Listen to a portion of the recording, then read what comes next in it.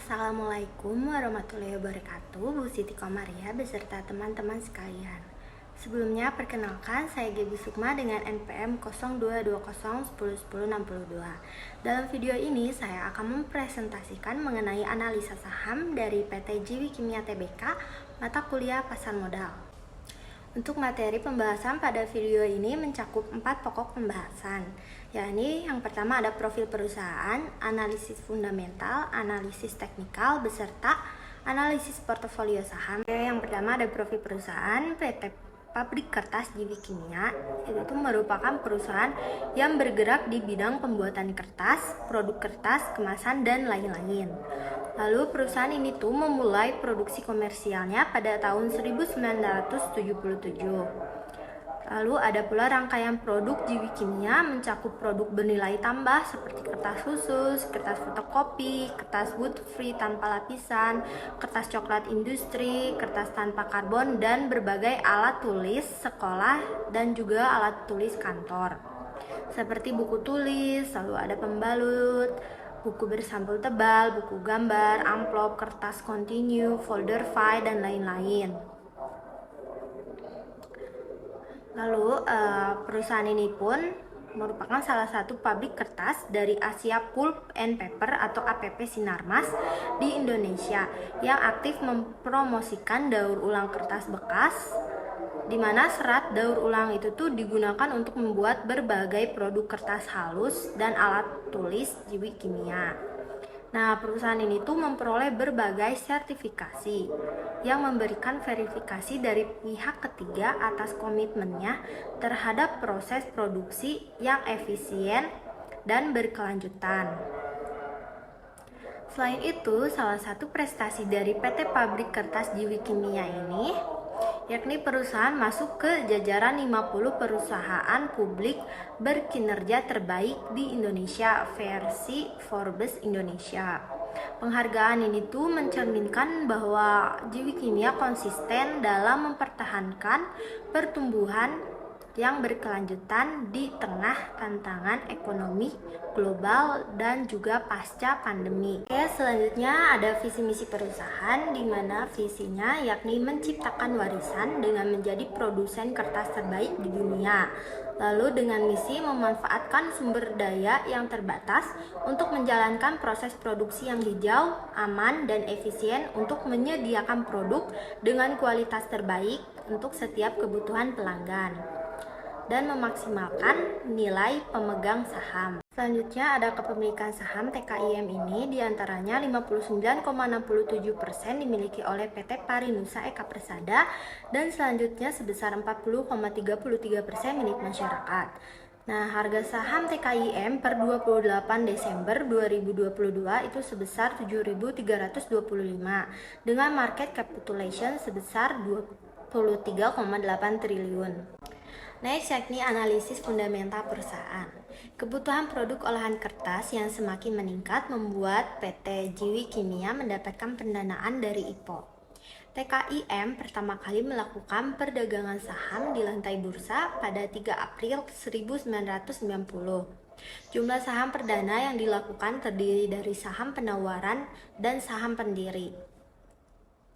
Jumlah saham penawaran yang diberikan pertama kali sebesar 9.300.000 lembar dan jumlah saham pendiri yang ditawarkan mencapai 11.400.000 lembar.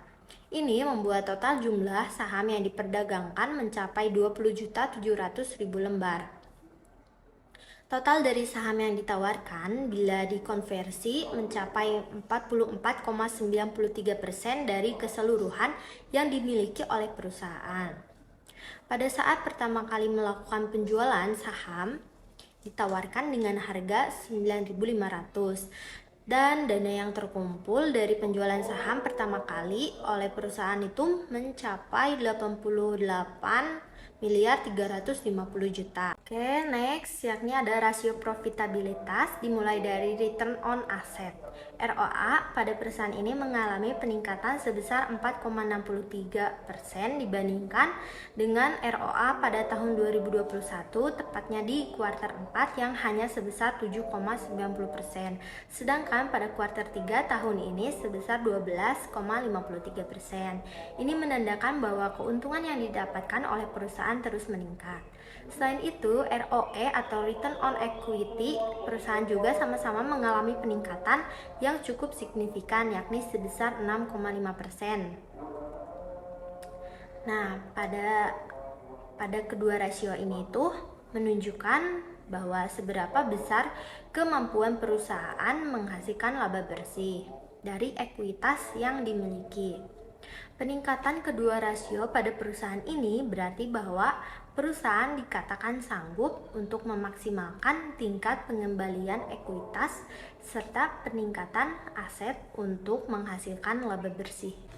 Lalu ada net profit margin pada tahun 2022 yang mengalami peningkatan sebesar 36,25% terhitung sejak kuartal 4 tahun 2021. Untuk operating margin sendiri pada kuartal 1 sebesar 6,13, pada kuartal 2 sebesar 6,85 dan pada kuartal 3 sebesar 9,26. Sepanjang tahun 2022, operating margin perusahaan cenderung mengalami sedikit peningkatan. Lalu pada gross margin pun sama mengalami kenaikan, di mana pada kuartal 3 tahun ini itu sebesar 17,23%. Nah, untuk net profit margin sendiri pada tahun 2022 terbilang tinggi, sehingga dapat dikatakan bahwa perusahaan tersebut telah menetapkan harga produknya dengan benar dan biaya yang digunakan terkontrol dengan baik.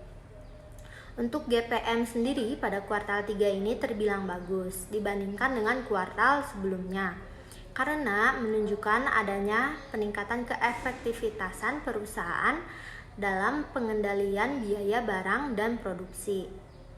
Dengan kata lain, perusahaan ini tuh bisa dibilang dalam kondisi yang sehat. Oke, untuk rasio solvabilitas sendiri dapat dilihat dari debt to equity per September 2022 sebesar 0,53 yang justru mengalami penurunan dibandingkan kuartal-kuartal sebelumnya. Namun, saham ini masih dikatakan aman untuk dibeli oleh para investor karena nilainya masih kurang dari 1, yang berarti bahwa perusahaan memiliki hutang yang lebih sedikit dibandingkan dengan modal bersihnya. Selanjutnya dari earning per share atau laba bersih per lembar saham pada tahun 2021 itu sebesar 1.146, sedangkan pada tahun 2022 ini sebesar 2.264. Nah, ini tuh menunjukkan bahwa perusahaan mengalami pertumbuhan yang baik dan kemungkinan besar penjualan serta labanya akan mengalami kenaikan. Lalu ada rasio pemanfaatan dan likuiditas di mana utang perusahaan sendiri kepada EBITDA mengalami peningkatan dibandingkan dengan rata-rata 3 tahun terakhir yang hanya sebesar 3,83. Hal ini dapat dilihat pada grafik di bulan September 2022 yang berada pada titik 2,45. Nah, sehingga dapat disimpulkan bahwa terjadi peningkatan rasio nilai perusahaan terhadap EBITDA per September 2022. Dari sisi aset perseroan sampai dengan September 2022 itu tercatat sebesar 3,46, lebih naik dibandingkan posisi akhir pada Desember tahun kemarin yang hanya sebesar 3,16. Ini tuh terdiri dari aset lancar senilai 877 juta dan aset tidak lancar 2,59 juta. Di sisi lain, total aset lancar TKIM meningkat sebesar 8,05% dari 805,33 juta di akhir Desember tahun kemarin menjadi 870,16 juta di akhir September bulan ini. Kemudian total aset tidak lancar perusahaan mencapai 2,58 miliar pada tutup kuartal ketiga tahun 2022. Nah, angka tersebut tuh naik sebesar 9,82% dari posisi akhir Desember 2022 di 2,3 miliar. Selanjutnya ada laba bersih, di mana pada periode tersebut perseroan mencatatkan kinerja solid, baik dari sisi pendapatan maupun laba. Mengutip pada laporan keuangan, Perusahaan ini tuh mengukuhkan laba bersih yang dapat didistribusikan kepada pemilik entitas induk sebesar 345,18 juta atau sekitar 5,42 triliun pada September 2022. Laba itu naik sebesar 96,52% dibandingkan periode yang sama pada tahun lalu yang hanya sebesar 175,64. Nah, raihan tersebut sejalan dengan penjualan bersih yang tumbuh 18,93% menjadi 885,39 juta dibandingkan dengan September 2021. Bersamaan dengan itu, beban pokok pendapatan naik menjadi 744,57 juta dari 640,77 pada September tahun kemarin. Meski begitu, laba kotor perseroan per September 2022 mengalami kenaikan menjadi 140,82 juta dibandingkan tahun kemarin yang hanya 103,67 juta. Nah, pada periode ini perseroan mencatatkan laba usaha 64,61 juta dan penghasilan lain-lain 288,63 juta. Sehingga dapat diperoleh laba sebelum pajaknya itu sebesar 353,24 juta. Dari sisi bottom line, TKIM mampu mencetak laba bersih sebesar 345,18 juta di akhir kuartal pada tahun ini. Capaian itu melesat 96,52% secara tahunan menjadi 175,64 juta. Oke, selanjutnya ada dividen yield yang diberikan oleh perusahaan pada tahun ini tuh sebesar 0,39%. Nah, ini tuh meningkat dibandingkan dengan tahun kemarin yang hanya 0,33%. Dividen yang diberikan oleh perusahaan ini tuh terbilang kecil dan mengindikasikan bahwa perusahaan ini tidak memiliki ketidakstabilan dalam laba bersih karena besaran dividen yield yang baik itu minimal sebesar 3%. Lalu liabilitas sampai dengan September tahun ini tuh tercatat sebesar 1,35 miliar. Nah, ini tuh turun dibandingkan dengan tahun kemarin yang hanya 1,41. Nah, liabilitas ini tuh terdiri dari liabilitas jangka pendek sebesar 706,55 M, sedangkan sisanya 654,51 merupakan liabilitas jangka panjang. Nah, dapat dilihat sendiri untuk ekuitas sampai dengan September tahun ini tuh naik menjadi 2,1 M dari awalnya 1,8 M pada Desember 2021. Oke, next merupakan analisa teknikal dari saham PT Jiwi Kimia selama 1 bulan terakhir per Desember 2022. Baik, seperti yang terlihat pada gambar bahwa tanggal 27 Desember tahun ini tuh terbentuk pola Star Doji Bullish pada saat harga itu sebesar 7.250. Star Doji Bullish ini disebut juga dengan Doji Morningstar. Merupakan pola yang terbentuk setelah adanya penurunan dan mulai terbentuk seperti tanda plus. Nah, penurunan ini tuh berawal dari harganya sebesar 7.375 menjadi 7.275. Nah, namun Doji Morningstar ini tuh dianggap sebagai sinyal bullish yang berarti bahwa saham akan mengalami penguatan ke depannya. Oke, selanjutnya pada tanggal 13 Desember saham itu menunjukkan pola engulfing bullish. Pola engulfing bullish ini muncul ketika tren pasar sedang naik atau uptrend. Nah, pada tanggal tersebut tuh bisa kita lihat bahwa harga tertingginya mencapai 7.950 dengan harga terendahnya sebesar 7.775. Baik, selanjutnya ada technical indikator dan moving average yang bisa dilihat di gambar bahwa keduanya itu cenderung ke arah jual dibandingkan dengan membeli. Ini juga ada pivot points dari saham TKIM. Lalu kesimpulannya sama seperti yang tadi bahwa saham ini tuh cenderung ke arah jual, baik dilihat dari moving average maupun technical indikator. Lalu ada pula price target dalam 12 bulan yang mana average-nya berada pada harga 9.000, naik sebesar 33,33%, sehingga dapat diambil kesimpulan bahwa saham ini worth it untuk dibeli dalam 12 bulan terakhir. Yang terakhir ada analisis portofolio saham. Saya membeli saham S dari PT Hardware dan Goto dari PT Gojek Tokopedia dengan kode saham ACES dan Goto. Untuk alasan saya berinvestasi pada kedua saham tersebut yakni mencegah penurunan nilai akibat dari inflasi, mendukung pertumbuhan ekonomi nasional, mencegah adanya ketidakpastian, serta peningkatan kekayaan finansial. Untuk fenomena saham ACES yang pertama itu saham turun menjadi Rp398 dan di sepanjang tahun ini sudah turun 68,92%. Sedangkan kapitalisasi pasar ACES itu mencapai 6,83 triliun dengan valuasi per 14,56 kali. Pelemahan saham ini diakibatkan oleh aksi jual yang dilakukan oleh investor pada bulan Desember ini. Lalu perusahaan ini pun diprediksi satu dari beberapa perusahaan yang mendapatkan cuan dari penutupan akhir 2022 ini.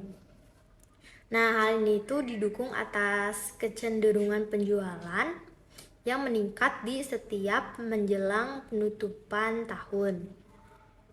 Lalu ada fenomena di mana BRI dan Reksa Sekuritas memperkirakan laba bersih perseroan yang akan mencapai 524 M pada tahun ini dan dibandingkan dengan tahun kemarin yang hanya sebesar 595 M.